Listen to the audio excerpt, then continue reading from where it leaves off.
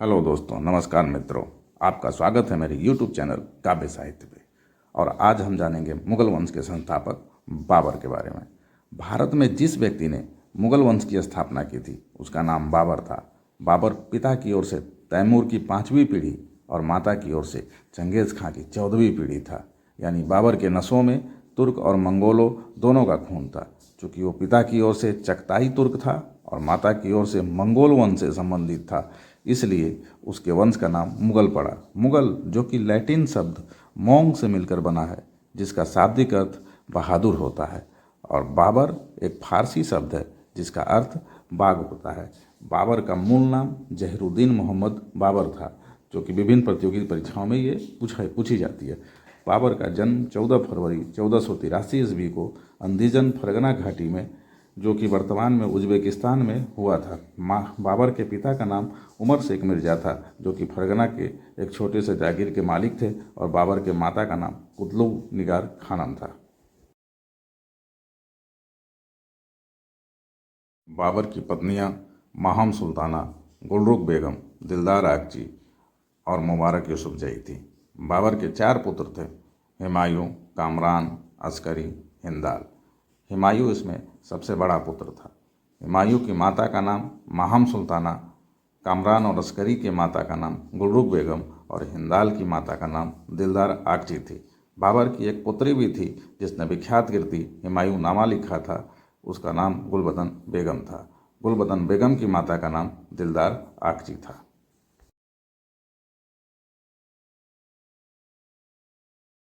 बाबर ने समय समय पर विभिन्न उपाधियां धारण की, जैसे कि बादशाह, कलंदर, गाजी। 1504 ईस्वी में काबुल को जीतने के बाद बाबर ने यह बादशाह की उपाधि धारण की। यह उपाधि धारण करने वाला बाबर मुगल वंश का पहला शासक था। इसके पहले बाबर और उसके वंशज मिर्जा की उपाधि धारण करते थे। कलंदर की उपाधि। पानीपत की पहली लड़ाई 1526 ईस्वी में जीतने के बाद बाबर ने काबुल के सभी निवासियों को एक एक चांदी का सिक्का दान दिया था। उसके इसी दानवीरता और उदारता के चलते उसको कलंदर की उपाधि से नवाजा गया। बाबर ने अपनी आत्मकथा तुर्की भाषा में लिखी, जो कि तुजुक बाबरी के नाम से जानी जाती है। यह पुस्तक बाबरनामा और वाक़ियात बाबरी के नाम से भी प्रसिद्ध है। इस पुस्तक में बाबर के जीवन और उसके अनुभवों के संस्मरण है। समय समय पर बाबरनामा का विभिन्न भाषाओं में अनुवाद होते रहा।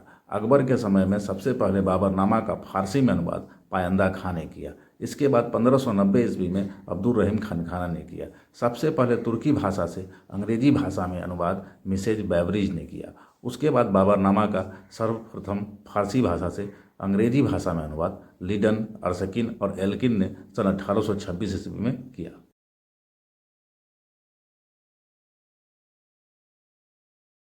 बाबर ने तुजुक बाबरी के अलावा अन्य रचनाएं भी की।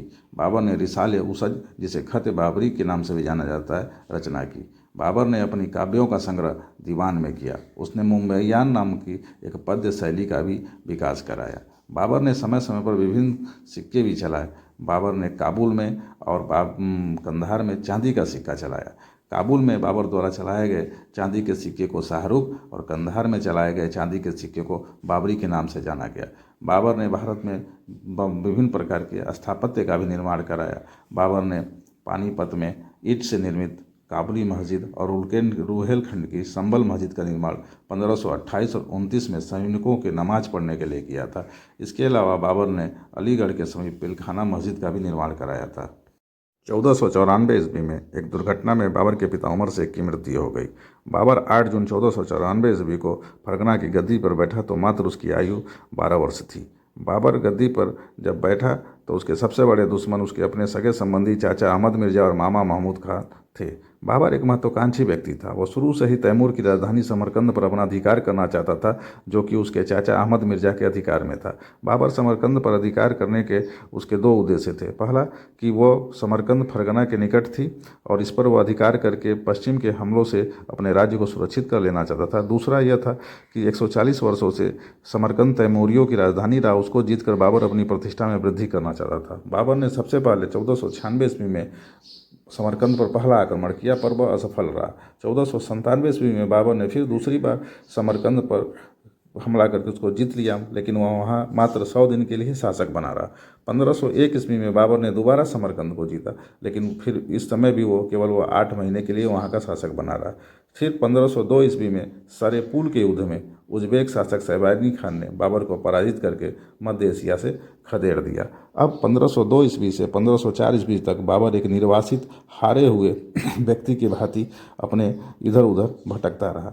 बाबर को भटकते भटकते पहली बार भारत के बारे में एक बुढ़िया से भारत की अपार संपदा के बारे में जानकारी प्राप्त हुई, और इस तरह से उसने काबुल की ओर अपना रुख किया। 1504 ईस्वी में बाबर ने काबुल को फिर जीत लिया। 1511 ईस्वी में बाबर ने ईरान के शाह इस्माइल सफवी की मदद से समरकंद को पुनः अपने अधिकार में कर लिया। 1512 ईस्वी में उज्बेक नेता अब्दुल्ला खान ने बाबर को परास्त कर फिर समरकंद से खदेड़ दिया। इस तरह से मध्य एशिया में अपनी अनिश्चित स्थिति को देखते हुए बाबर ने भारत की ओर ध्यान देना शुरू कर दिया। बाबर ने भारत पर 5 बार आक्रमण किया। सर्वप्रथम उसने 1519 ईस्वी में बाजौर दुर्ग और भेरा पर अपना अधिकार कर लिया। जिस समय बाबर भारत पर चौथी बार अभियान प्रारंभ किया सन 1524 ईस्वी में, उस समय दिल्ली सल्तनत का सुल्तान इब्राहिम लोदी था। इब्राहिम लोदी का चाचा आलम खां, जो स्वयं अपने को दिल्ली का वास्तविक उत्तराधिकारी मानता था, उसने बाबर को भारत पर हमला करने के लिए न्योता दिया।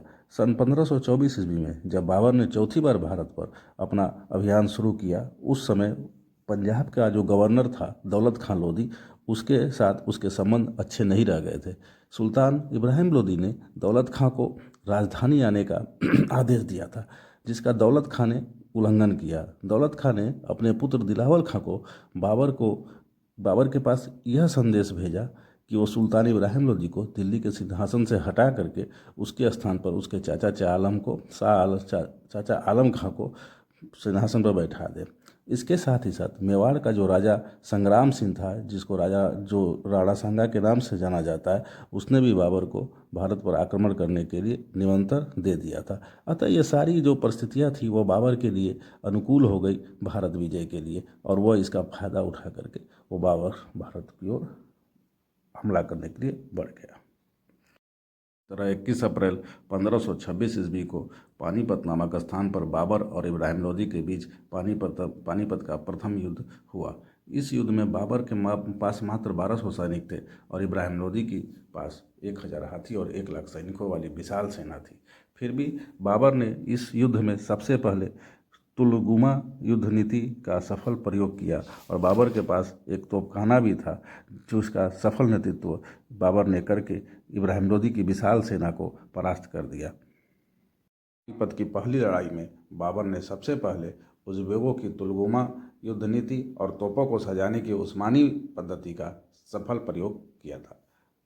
उसकी सेना में तोपों का संचालन उस्ताद अली कुली ने और बंदूकचियों का वो संचालन मुस्तफ़ा ने किया था। पानीपत के इस युद्ध में इब्राहिम लोदी मध्यकाल का पहला ऐसा शासक था जो युद्ध भूमि में मारा गया। पानीपत के इस युद्ध में इब्राहिम लोदी का मित्र विक्रमजीत, जो ग्वालियर का राजा था और इब्राहिम लोदी के साथ इस युद्ध में लड़ा था, वो भी युद्ध भूमि में मारा गया। इस युद्ध ने भारत में प्रथम अफगान साम्राज्य का अंत कर दिया। इस युद्ध में जीतने के बाद बाबर ने 27 अप्रैल 1527 ईस्वी में भारत में मुगल साम्राज्य की नींव रखी। इस तरह से इस युद्ध ने भारत में मुगल साम्राज्य की नींव का मार्ग प्रशस्त किया, जिसने भारत पर करीब 300 साल तक शासन किया। पानीपत के युद्ध के बाद खानवा का युद्ध हुआ। खानवा के युद्ध का मुख्य कारण बाबर का भारत में रहने का निश्चय था। राणा सांगा यह समझता था कि बाबर दिल्ली को लूटकर इब्राहिम लोदी को सत्ता से हटाकर काबुल लौट जाएगा, लेकिन ऐसा नहीं हुआ। बाबर ने जब भारत में रहने का निश्चय किया तब राणा सांगा उसका विरोधी हो गया। इसके अलावा पानीपत के युद्ध के बाद बाबर ने अफगानों को समाप्त करने का निर्णय किया, तो वे सभी अफगान भाग करके राणा सांगा के पास आए। इस तरह से राणा सांगा फिर बाबर से युद्ध करने के लिए उत्तेजित हुआ। बाबर और राणा सांगा के मध्य 16 मार्च 1527 ईस्वी को सिकरी से 10 मील दूर खानवा नामक स्थान पर खानवा का युद्ध हुआ। इस युद्ध में बाबर की जीत एवं राणा सांगा की हार हुई। जहां पानीपत के युद्ध ने बाबर को दिल्ली का बादशाह बनाया, वहीं खानवा के युद्ध ने उसके विजयों को अस्थायित्व भारत में प्रदान किया। इस युद्ध में हसन खान मेवाती, महमूद लोदी और आलम खां लोदी राणा सांगा का साथ दिया। इस युद्ध में भी बाबर ने तुलगुमा पद्धति का प्रयोग किया, जिसका नेतृत्व मलिक कासिम और मुनीम अतका और तोपखानों का कमान उस्ताद कुली और कुली मुस्तफ़ा ने फिर संभाली। इस युद्ध में बाबर ने कभी भी शराब नहीं पीने की शपथ ली। खानवा के युद्ध में विजयी होकर बाबर ने गाजी की उपाधि धारण की। इस युद्ध में बाबर ने अपनी प्रजा को तमगा जैसे व्यापारिक कर से मुक्त कर दिया। इस युद्ध में बाबर ने जिहाद की घोषणा की थी। खानवा के युद्ध के बाद बाबर की शक्ति का केंद्र काबुल से दिल्ली हो गया। इस युद्ध से राजपूत और अफगानों का जो संयुक्त मोर्चा था वह समाप्त हो गया। इस युद्ध ने बाबर को भारत में स्थिरता और स्थायित्व प्रदान किया। बाबर ने भारत में 4 महत्वपूर्ण युद्ध लड़े थे। पहला पानीपत का प्रथम युद्ध जो 21 अप्रैल 1526 ईस्वी को बाबर और इब्राहिम लोदी के बीच में हुआ था, जिसमें बाबर की विजय और इब्राहिम लोदी की हार हुई थी। दूसरा खानवा का युद्ध जो 16 मार्च 1527 ईस्वी को बाबर और राणा सांगा के बीच लड़ी गई थी, जिसमें भी बाबर की विजय और राणा सांगा की हार हुई थी। तीसरा चंदेरी का युद्ध जो 29 जनवरी 1528 ईस्वी को बाबर और मेदिनी राय के बीच में हुई थी, जिसमें बाबर की विजय और मेदिनी राय की हार हुई थी।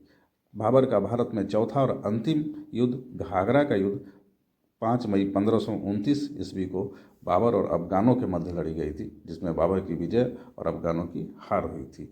चूँकि ये घाघरा नदी के किनारे ये युद्ध हुई थी, इसलिए इस युद्ध का नाम घाघरा युद्ध पड़ा। इसके बाद बाबर 26 दिसंबर 1530 ईस्वी को 48 वर्ष की आयु में आगरा में उसकी मृत्यु हो गई। सबसे पहले उसको ले जा करके आगरा के चारबाग में दफनाया गया। बाद में उसकी पत्नी मुबारक यूसुफजई ने उसके शव को वहाँ से निकाल करके और बाबर द्वारा चयनित स्थान काबुल में ले जा करके एक उद्यान में दफना दिया गया।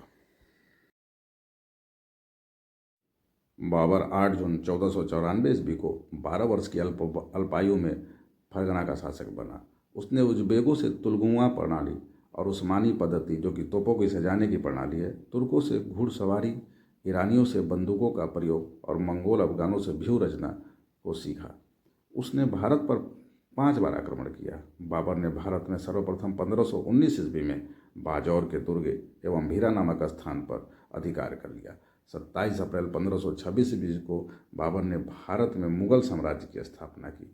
पानीपत के प्रथम युद्ध के बाद अफगानों की नई और पुरानी राजधानी आगरा और दिल्ली पर बाबर का अधिकार हो गया। बाबर नक्शबंदी सूफी ख्वाजा उबैदुल्ला अहरार का अनुयायी था। बाबर ने मुंबईयान नामक नवीन पद्य शैली की खोज की थी। बाबर को कोहिनूर हीरा हुमायूं द्वारा मिला था। यह हीरा हुमायूं को ग्वालियर के दिवंगत राजा विक्रमादित्य के परिवार से मिला था। घाघरा का युद्ध बाबर का अंतिम युद्ध था। घाघरा का युद्ध मध्यकाल में जल और थल दोनों पर लड़े जाने वाला पहला युद्ध था। बंगाल का शासक नुसरत शाह बाबर का समकालीन था। विजयनगर का शासक कृष्णदेवराय बाबर का समकालीन था, जिसे बाबर ने तत्कालीन भारत का सबसे शक्तिशाली शासक कहा था। अपनी आत्मकथा बाबरनामा में 7 भारतीय राज्यों बंगाल, दिल्ली, मालवा, बहमनी, गुजरात, मेवाड़ और विजयनगर का उल्लेख किया था। बाबर की अस्थियों को शेर शाह के समय उसकी विधवा पत्नी मुबारक यूसुफजई द्वारा आगरा से ले जाकर के काबुल, जो कि बाबर द्वारा चयनित स्थान के एक उद्यान में दफना दिया गया। बाबर का चचेरा भाई मिर्जा हैदर दोगलत था, जिसने तारीख-ए-रशीदी एक प्रसिद्ध ऐतिहासिक ग्रंथ की रचना की थी। बाबर पहला शासक था जिसने भारत में 4 बाग प्रणाली और पानी की जो कृत्रिम व्यवस्था वाली ईरानी पद्धति का सर्वप्रथम प्रयोग किया।